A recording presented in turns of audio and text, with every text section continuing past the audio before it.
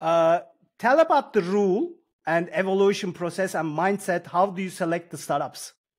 Yeah, ultimately, sort of, so it depends on sort of, on the vehicle, right? So I have two vehicles, but I'm mainly investing out of diaspora right now, right? I'm not doing as much stuff out of my holding company, where it's mainly LP checks. But for diaspora, it's basically, either myself or my partner Carlos will look at a company.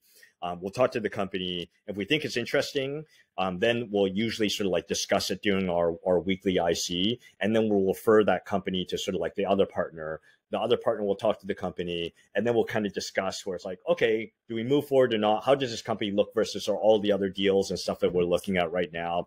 And the process could be in between 2 weeks to like 4 weeks, but it's pretty fast. Do you have any red flags you look out when evaluating these potential investments or in the meetings?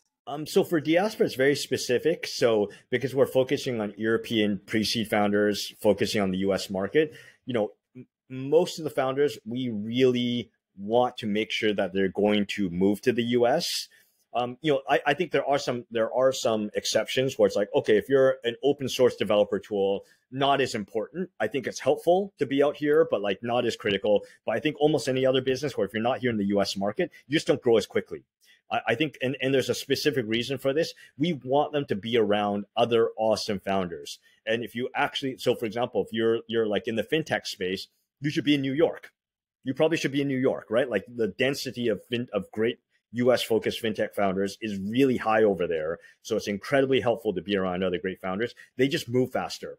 I think if you're developer tools, or if you're like SaaS, B2B software, like you should be in Silicon Valley. There's no other market in the US that's sort of better than this place that you're going to run into other awesome, or even AI company, right? Like it's Silicon Valley.